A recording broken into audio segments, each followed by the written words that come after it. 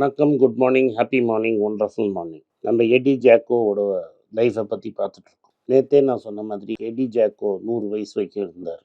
அவர் Auschwitz, பல German concentration camps, death March இதெல்லாம் தாண்டி எஸ்கேப் ஆகி ஆஸ்திரேலியாவுக்கு போனார்.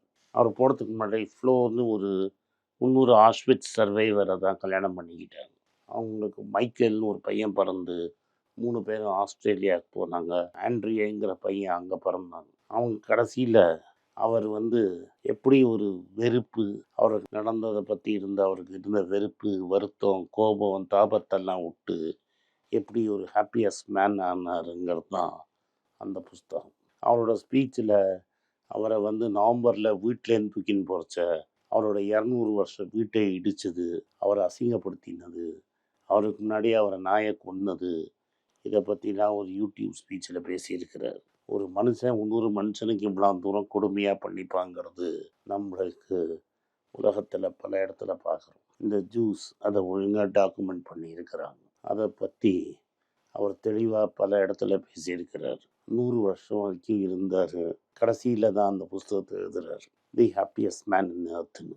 அந்த புஸ்தகத்தில் அவர் ஏன் ஒரு மனுஷனுக்கு வெறுப்பு வருதுங்கிறதையும் பேசுகிறார். அதுதான் ரெண்டாவதாக இன்றைக்கி பேசுகிறோம். நம்ம பேசிக்லி ஒரு வீக் பர்சனாக இருந்தோம்னா, நம்மளுக்கு மனசு ஸ்ட்ராங்காக இல்லாமல் நம்ம வீக்காக இருந்தோம்னா நம்மளால் வெறுப்பு உணர்ச்சி டெஃபினட்டாக வரும். அதனால் வீக்னஸை ஸ்ட்ரென்த்தாக மாற்றுறதுங்கிறது நம்மளுக்கு இமோஷ்னல் இன்டெலிஜென்ஸ்லேருந்து தான் நம்ம மாற்றணும். இல்லாட்டா நம்மளோட வீக்னஸ்ஸு வெறுப்பாக மாறும். இது பல இடத்துல நான் பார்த்துருக்குறேன். நம்ம ஊரில் ஜாதியிலையும் மதத்திலையும் யூஸ் பண்ணி நம்ம வெறுப்புங்கிறது நான் பார்த்துருக்குறேன். எஸ்பெஷலி 300 குரூப்புக்கு ரிசர்வேஷன் கிடச்சிதுன்னா நம்மளுக்கு வர வெறுப்பு, கோபங்கிறதெல்லாம் கூட இதனால தான். மெரிட்டோக்ரஸி என்கரேஜ் பண்ணலை அப்படிங்கிற கோபம், தாபம் பல அப்பர் கிளாஸ் இந்தியன்ஸுக்கு உண்டு. இந்த மெரிட்டுங்கிறதே அவங்களுக்கு ஒரு கதைங்கிறது அவங்களுக்கு புரியாது. இப்போ என் கேஸே எடுத்துக்கோங்க. எனக்கு மற்றவங்களோட பல அட்வான்டேஜஸ் இருந்தது. அந்த அட்வான்டேஜஸை நான் யூஸ் பண்ணேன்னா இல்லையாங்கிறது என்னோடது. ரொம்ப நாள் வரைக்கும் நான் யூஸ் பண்ணலை. அதனால் எனக்கு அட்வான்டேஜே இல்லைன்னு நான் சொன்னேன்னா நான் தான் போய் சொல்கிறேன். நான் ஒரு இங்கிலீஷ் புக்ஸு படிப்போட இம்பார்ட்டன்ஸுங்கிறது எனக்கு சின்ன வயசுலேயே சொல்லி கொடுத்துட்டாங்க. இது எனக்கு ஒரு பெரிய ஹெட் ஸ்டார்ட். நான் போன ஸ்கூலு, நான் படித்த புஸ்தகம், நான் இன்ட்ராக்ட் பண்ண ஆட்கள், இதெல்லாம் எனக்கு லைஃப்பில் ஒரு பெரிய ஹெட் ஸ்டார்ட்டை கொடுத்துருச்சு. ஒரு மேரத்தான் ரேஸில் ஒரு 7 கிலோமீட்டர்லேருந்து நம்ம ஸ்டார்ட் பண்ணுற மாதிரி, மற்றவங்கள்லாம் 0ல் ஸ்டார்ட் பண்ணால் நம்மளுக்கு 7 கிலோமீட்டர் ஸ்டார்ட் பண்ணுவோம். என்னோட படித்தவங்களுக்கு இதுவும் இந்த அட்வான்டேஜெலாம் இருக்குது. அப்போ இந்த ரிசர்வேஷனுங்கிறது எங்கள் ஏரியாவில் எங்கள் காலத்தில் பெரிய விஷயம். ஏன்னா அப்போ தான் இன்ஜினியரிங் காலேஜ்லாம் ப்ரைவேட்டில் திறக்க ஆரம்பிச்சிருந்தாங்க. ஒன்றும் திறக்கலை. 5 காலேஜுக்கு அடுத்த வருஷம்தான் பர்மிஷன் கொடுத்தாங்க. இதில் என்ன ப்ராப்ளம்னா, இந்த சீட்டு கிடைக்காதவனுக்கெல்லாம் ஒரே கடுப்பு, கோபம், வெறுப்பு. இங்கே தான் இது மாதிரி தான் இந்த வெறுப்புங்கிறது ஸ்டார்ட் ஆகும்.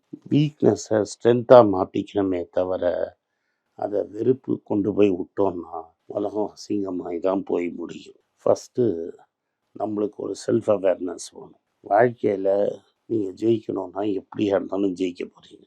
ஒரு பர்டிகுலர் காலேஜ்லேயோ இல்லை பர்டிகுலர் கோர்ஸ்லேயோ உங்களுக்கு சீட்டு கிடைக்கலன்னா உங்கள் வாழ்க்கை முடிஞ்சிடாது. இந்த வீக்னஸ் தான் பல இளைஞர்களை இன்றைக்கி நீட்டு கிடைக்கலன்னா அவங்கள சூசைட் பண்ண வச்சுக்கிறது. உலகத்தில் எல்லாருமே டாக்டரோ இன்ஜினியரோ ஆகிட்டாங்கன்னா வேறு ப்ரொஃபஷனே இருக்காது. சில பேருக்கு சிலது கிடைக்கும், சிலது நம்மளுக்கு எட்டாத கனியாக போயிடும். அதுக்காக இமோஷன்ஸை நம்ம கண்ட்ரோலில் வச்சுக்கணும். இந்த இமோஷன்ஸ் ஃபெயிலியர் ஆனது நம்மளை ட்ரிகர் பண்ணும். நீங்கள் 2 விஷயம் எடுத்துக்கலாம். இந்த இமோஷன் நீங்கள் கண்ட்ரோல் பண்ணி நீங்கள் அதை பாசிட்டிவாக யூஸ் பண்ணலாம், இல்லை ரியாக்ட் பண்ணி அதை உங்களோட கண்ட்ரோல் எடுக்க விடலாம். இந்த இமோஷன்ஸ் உங்கள் கண்ட்ரோல் எடுக்க விட்டுட்டோன்னா நம்ம புத்தி வேலை செய்கிறது நின்று போயிடும். புத்தி வேலை செய்கிறது நிறுத்திட்டோன்னா எது ரைட்டு எது தப்புன்னு தெரியாது. உலகம் நியாயமாக இருக்கும்னு யாரும் சொல்லலை. உலகத்தில் அநியாயம்தான் ஜாஸ்தியாக இருக்கும். எடி ஜாக்கோக்கு நடந்ததில் 5% கூட நம்மளுக்கு நடந்தது கிடையாது. இனி மணிப்பூரில் வேணால் பல பேர் இது மாதிரி கதையை சொல்லுவாங்க. அவங்களாமே சந்தோஷமாக இருந்து மறந்து போக முடிஞ்சதுன்னா நம்மளுக்கு வந்தது சாதாரண விஷயம். ஒரு கேரியர் இல்லாட்டா என்ன, இன்னொரு இடத்துல கதவு திறக்கிறது, அது பாட்டுக்கு போயிட்டே இருக்கு. இந்த ரெசிலியன்ஸுங்கிறதுனா இது மாதிரி கஷ்டங்கள் வரச்ச நீங்கள் உடஞ்சி நொறுங்காமல் முன்னாடி இருக்கிற பொசிஷனுக்கே உங்கள் மைண்டை திரும்பி கொண்டு வந்தீங்கன்னா அது ரெசிலியன்ஸ். என்ன கட்டம் வந்தாலும் தாங்கும்னு. இதில் நசீம் தலீப் இன்னொன்று சொல்கிறான், ஆன்டி ஃப்ரெஜைல்னு. ஏதாவது உங்களை தாக்கிச்சின்னு வைங்க, திரும்பி வந்தீங்கன்னா ரெசிலியன்ஸ். திரும்பி வரச்ச இன்னும் ஸ்ட்ராங்காக வந்தீங்கன்னா நீங்கள் ஆன்டி ஃப்ரெஜைல். கண்ணாடிங்கிறது ஃப்ரெஜைல், கீழே போட்டால் உடஞ்சிரும். அது மாதிரி உடையாமல் இன்னும் ஸ்ட்ராங்காக இருக்கிற மெட்டீரியல் ஆன்டி ஃப்ரெஜைல். அதை பற்றி அவன் ஒரு புஸ்தகமே எழுதிட்டான். எம்பத்தி, மற்றவங்களோட கஷ்டத்தை நீங்கள் புரிஞ்சுக்கணும்.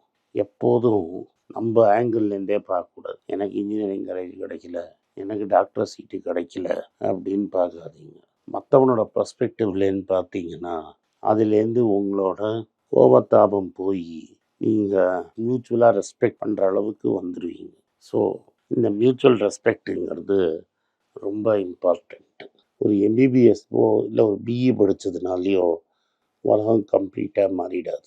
நம்ம பாசிட்டிவாக பார்க்கணும். எப்படி நம்ம இம்ப்ரூவ் பண்ணிக்கலாம், எந்த ஸ்டேஜில் நம்ம இருக்கோம், எந்த ஸ்டேஜுக்கு நம்மளால் போக முடியும், எப்படி இம்ப்ரூவ் பண்ணலாங்கிறது தான் பார்க்கணும். நான் ஒரு விரல் உங்களை காட்டினா 3 விரல் நான் காட்டுதுன்னு மறந்துடாதீங்க. அதனால் மற்றவங்களையும் உங்கள் சுச்சுவேஷனுக்காக ப்ளேம் பண்ணுறதை விட்டுட்டு உங்களோட வீக்னஸையும் உங்களோட சர்க்கம்ஸ்டன்சஸையும் உங்கள் ஸ்ட்ரென்த்தாக மாற்றிக்கலாம், ஒரு சோர்ஸ் ஆஃப் பவராக மாற்றிக்கலாம்.